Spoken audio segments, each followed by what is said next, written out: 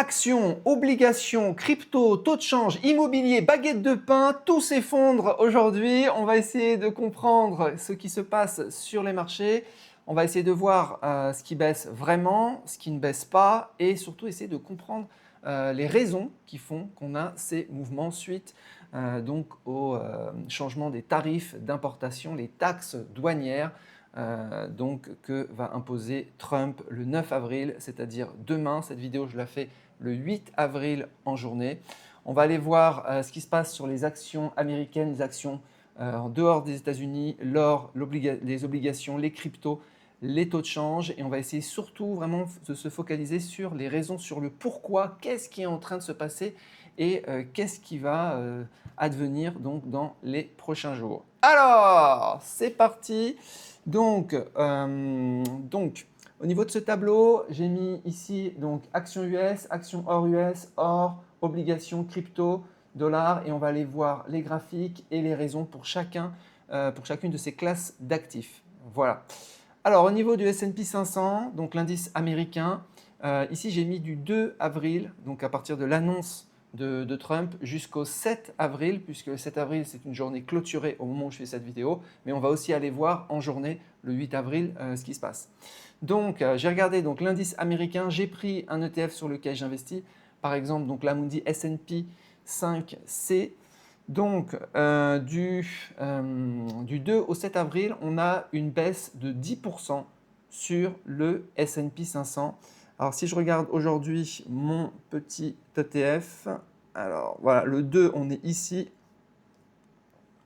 Tac. Et on va tracer la courbe pour voir la variation. Donc, changement de tendance hier, parce que ça a baissé énormément. Vous voyez, c'est descendu en fait jusqu'à moins 15% par rapport au 2 avril. Et c'est remonté en fait jusqu'à moins 12% sur cet ETF. Voilà. Et aujourd'hui, on est encore remonté. Aujourd'hui, on est en fait à moins 9,60% par rapport donc au 2 avril. Donc baisse significative, mais moi, je ne vais pas encore parler de crack. Crack, c'est à partir de moins 30, et entre moins 20 et moins 40 sur quelques jours. Donc là, moins 10, c'est encore petit joueur. Alors pourquoi on a ce phénomène, cette baisse sur les marchés actions? 4 éléments de réponse. Premier élément, l'augmentation des tarifs d'importation va faire que les produits importés aux États-Unis vont coûter plus cher. Typiquement, importer l'acier, si l'acier, on augmente ses taxes, ça va coûter plus cher. L'aluminium, les composants chinois, etc. Donc tout va coûter plus cher. Donc les matières premières vont coûter plus cher. Les entreprises américaines vont les payer plus cher.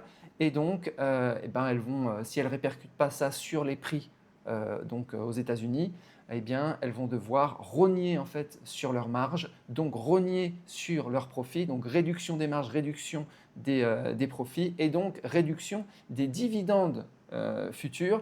Et le prix d'une action, c'est simplement l'actualisation des dividendes futurs. Donc, les investisseurs ne sont pas idiots. Ils voient que les dividendes futurs ils anticipent que les dividendes futurs vont être plus faibles et donc, ça fait baisser en fait mécaniquement le prix des actions. Voilà, réduction des marges bénéficiaires. Voilà, si les États-Unis répercutent le prix sur les consommateurs, ça va produire en fait une inflation et il y a aussi des anticipations d'inflation comme on va le voir avec tous les mécanismes, les conséquences en fait qui en découlent, c'est-à-dire l'augmentation des taux directeurs de la Fed, etc., etc.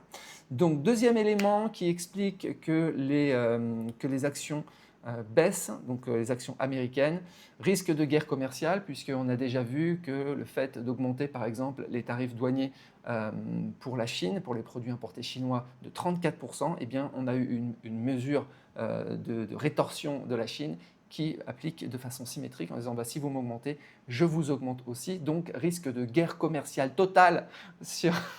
Tant que ça reste qu'une guerre commerciale, il n'y a pas de souci, parce que je préfère une guerre commerciale qu'une guerre militaire. Mais on a vu dans l'histoire que souvent les guerres militaires commencent aussi par des guerres commerciales. Donc moins d'exportation US, de produits US à l'étranger, dû à ces contre-mesures par exemple de la Chine. Donc, baisse des ventes des boîtes américaines et donc baisse des actions mécaniquement. Voilà. Incertitude augmente s'il y a une guerre commerciale. Investisseurs frileux. Frileux, ça veut dire quoi? Quand tu es frileux, tu sors en fait tes actions, ventes des actions, donc baisse des marchés. Autre élément, évidemment, si tout le monde se met à taxer, ralentissement de l'économie mondiale, moins de commerce mondial, donc moins de croissance. Il suffit de prendre le MSCI World, c'est-à-dire l'indice mondial qui est pondéré par les capitalisations. On observe quoi? La majorité des boîtes sont des boîtes américaines, donc ralentissement global, donc ralentissement des actions américaines, moins de croissance, moins de demande, moins de rentabilité pour beaucoup d'entreprises. Donc les actions chutent en réaction aux tarifs douaniers qui signalent un possible ralentissement. Voilà, dernier élément qui expliquerait, c'est la réaction émotionnelle des marchés, même si les fondamentaux ne changent pas. C'est vrai qu'on continue à avoir de la croissance, notamment dans les secteurs de la tech, les secteurs de l'intelligence artificielle et autres. Mais voilà, les réactions émotionnelles des marchés, les investisseurs sont en mode je sors avant que tout s'écroule. Voilà. Actions hors US, en fait, tous les marchés sont impactés. Je vous l'ai montré hier sur le marché thaïlandais qui exporte beaucoup aux États-Unis. Donc, surtout, en fait, les économies qui sont exportatrices, donc qui ont une balance commerciale excédentaire vers les États-Unis, eh bien, sont impactés puisqu'ils ont une augmentation de leurs taxes, donc moins de profit de leur côté, et donc une baisse. C'est ce qui s'est passé sur la Thaïlande, mais c'est généralisé sur le monde entier parce que l'économie américaine, eh bien, les entreprises américaines, à un moment ou à un autre, elles interviennent en fait dans les économies de tous les pays. C'est la plus grosse économie mondiale. Donc baisse généralisée, on peut aller regarder par exemple le C50.PA. Donc là, on est sur un ETF Eurostock 50, donc les 50 plus grosses capitalisations en Europe. Donc là, on est sur l'Europe. Quel est l'impact? On va prendre la petite règle et on va aller regarder. Donc le 2, on est ici. Voilà. Et jusqu'au 7, ici. Voilà, donc c'est descendu. En clôture du 7, on était à moins 12% sur les marchés européens. C'est même descendu encore plus bas. C'est descendu à moins 14. C'est remonté à moins 12. Et là, on s'est reparti. Ça suit les marchés américains. En milieu de journée du 8, on est remonté à moins 11%. Donc là, pareil, dégringolade, mais c'est pas, j'appelle pas ça encore un crack. Voilà.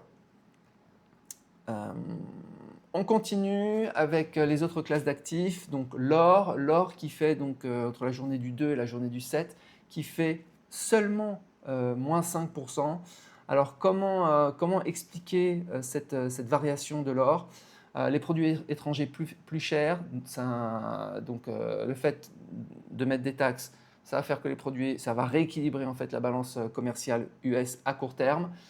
Mais ça pourrait produire donc une inflation puisqu'on a vu que les prix vont être plus chers vu qu'on importe, on taxe, donc c'est plus cher à l'intérieur des États-Unis. Donc réaction quand il y a de l'inflation, donc des anticipations d'inflation, réaction de la Fed, augmentation des taux directeurs. Augmentation des taux directeurs, ça veut dire appréciation du dollar. Le dollar est plus attractif parce qu'en fait, il est plus rémunérateur.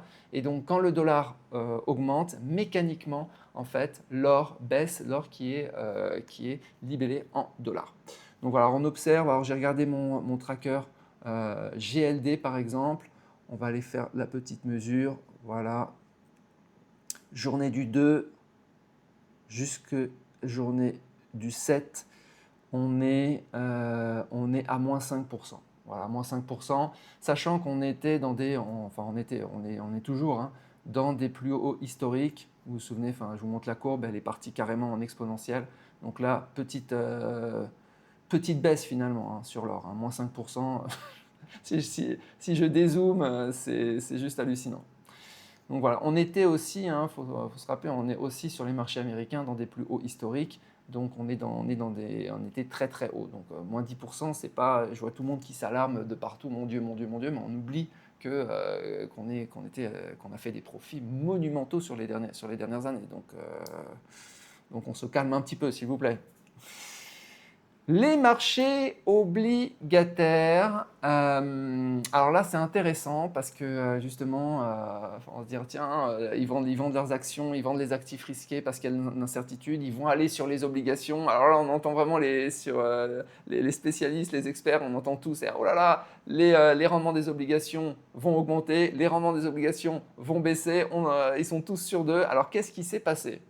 Alors j'ai pris un ETF obligataire, par exemple le BND, je vais vous montrer juste après, mais je suis allé regarder mes obligations et les différentes maturités. Grosso modo, il ne se passe rien. Je peux le résumer comme ça. Les obligations à maturité 1 an, donc le prix des obligations, on est à plus 0,2%, donc 0. Obligations 10 ans, donc maturité 10 ans, on prête aux États-Unis, là je parle des obligations américaines, on est à plus 0,2. Donc prix des obligations augmente légèrement, c'est-à-dire que le rendement des obligations baisse légèrement. Donc le prix est toujours inversé par rapport au rendement. Obligations 20 ans, on a une baisse du prix, mais qui est très légère aussi. Il y a eu une réaction, mais elle est tout à fait... il n'y a presque pas de réaction en fait, donc moins 0,5. Voilà.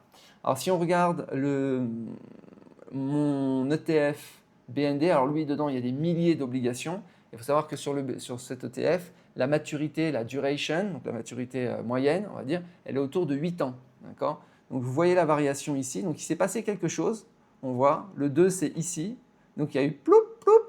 Alors on se dit, oh là là, ça a bougé en fait, Marc. Ouais, mais ça a bougé de rien en fait. Si je vous montre, je clique ici. Voilà, ça a bougé. Le 4, on était à plus 0,8%, donc c'est rien en fait. Et le 7, on était à moins 0,87. Vous voyez ? Donc ça a l'air comme ça là, parce que j'ai mis en chandelier, on a l'impression que ça bouge, mais en fait ça bouge pas des masses. On voit même qu'il n'y a pas au niveau de la tendance. C'est-à-dire que dans un premier temps, les rendements ont baissé et le prix a augmenté. Dans un premier temps, mais très très très très légèrement. Hein, ça se voit même pas sur la courbe. Hein. Si je dézoome, il n'y a rien. Hein. C'est-à-dire qu'on ne voit pas du tout, il n'y a rien. Pourtant, on aurait pu attendre quelques éléments. J'ai mis la baisse notable du rendement entre le 2 et le 4 suggère une augmentation de la demande pour les obligations. Donc quand il y a de la demande pour les obligations, le prix des obligations augmente. Donc ça, c'est la loi de l'offre et de la demande. Okay. Probablement en réaction aux annonces des tarifs douaniers par le président, donc des gens qui se sont détournés des actions, qui sont allés sur des actifs moins risqués comme les obligations. Donc voilà. Tarifs rendent des obligations plus chères, hausse, ok. Si les investisseurs pensent que l'inflation va monter, ils exigent des rendements plus élevés pour compenser la perte de pouvoir d'achat de leurs futurs paiements d'intérêt, puisque les obligations ont des coupons fixes qui ne sont pas indexés sur l'inflation. Donc s'il y a de l'inflation, les investisseurs vont exiger en fait des rendements supérieurs au niveau des obligations. Comme les obligations existantes ont un taux fixe, voilà, elles deviennent moins intéressantes si les nouvelles émissions offrent des rendements plus importants. Donc, tarif douanier entraîne une inflation, une anticipation d'inflation. Inflation entraîne une augmentation des taux directeurs de la Fed en réaction. Une hausse des taux entraîne normalement, pourrait entraîner, hein, on voit qu'ici ce n'est pas flagrant, une chute des prix des obligations existantes. Donc, on pourrait avoir des obligations qui baissent en fait après les annonces des tarifs, mais ce n'est pas ce qu'on observe. On observe au contraire que c'est flat. Voilà, on continue. Les cryptos. Donc je suis allé voir le BTC. BTC valeur refuge. Valeur refuge, pas tant que ça.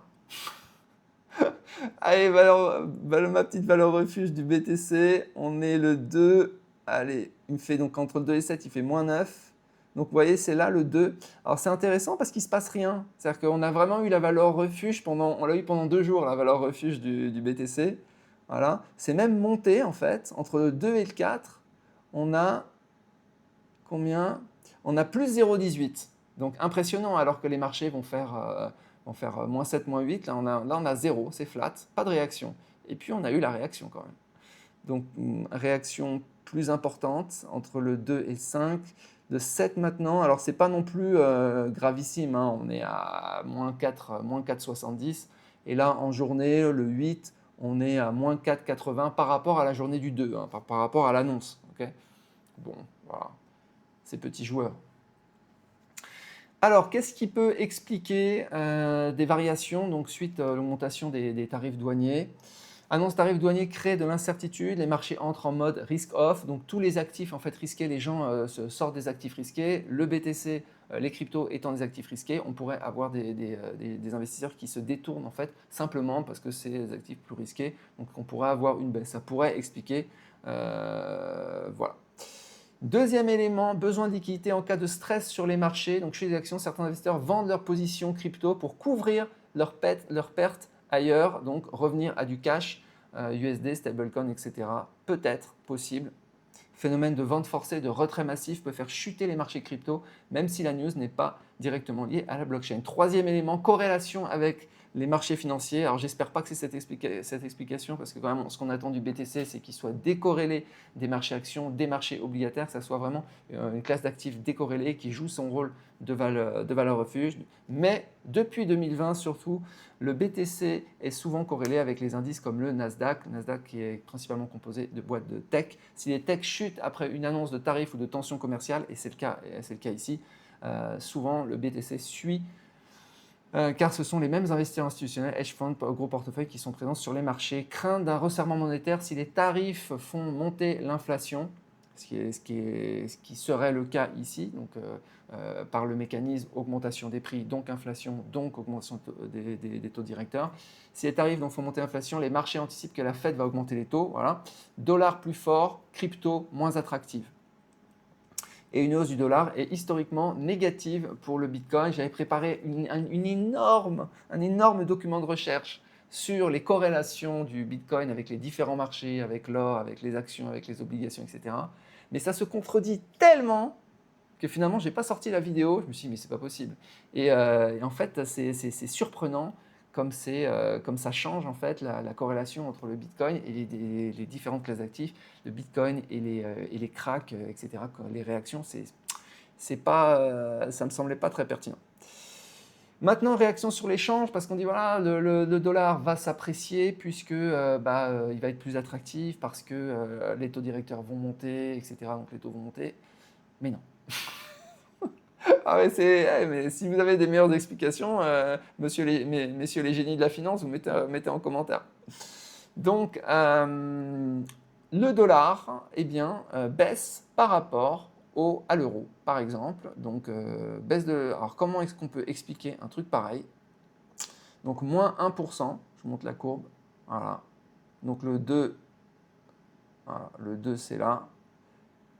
Et voilà, alors ça bouge pas, là on est remonté un petit peu, donc on est à moins 0,61, donc c'est peanuts, hein, c'est pas non plus, voilà, on est descendu à moins 1,60, moins 2, donc c'est pareil, c'est pas énorme comme mouvement. Risque de récession, alors comment ça peut s'expliquer? Risque de récession aux États-Unis à cause de la baisse des profits, donc baisse de la croissance, 2 trimestres consécutifs de baisse de la croissance, ça entraîne une récession, etc. Donc, récession aux États-Unis, donc le dollar qui baisse à cause de la récession, et donc l'euro qui s'apprécie par rapport au dollar, ça pourrait expliquer anticipation de réduction des taux de la Fed. Ah, mais Marc, t'as dit que les taux allaient monter, il faut bien expliquer une baisse du dollar. Dollar qui baisse, donc ça veut dire qu'on se tromperait sur ce qui va se passer, possible. Vente d'actifs US, ça c'est possible. Donc des gens qui se détournent des actions US qui seront moins rémunératrices et qui vont même peut-être perdre de l'argent, peut-être voilà. Elles ont des marges énormes, donc pour moi ça va juste être une réduction des marges. Mais il y en a qui peuvent se détourner de ces actifs, qui vont être moins profitables tout simplement. Donc comme ces actifs sont libellés en dollars, eh bien vers quoi ils se retournent? Peut-être vers l'euro, peut-être simplement ils vendent et ils vont dans une autre devise en attendant de voir ce qui se passe. Donc voilà. Voilà les amis, j'espère que ça vous aura éclairé. Si vous me demandez ce qui va se passer dans les prochaines semaines, prochains mois, c'est difficile à dire. Je continuerai de faire, j'ai fait ce petit point intermédiaire, normalement je fais un point le 20 du mois, donc le 20 du mois je réinvestirai comme d'habitude en DCA. Et on fera un point d'analyse le 20. Je vous souhaite une très bonne journée, je vous dis à bientôt. Ciao.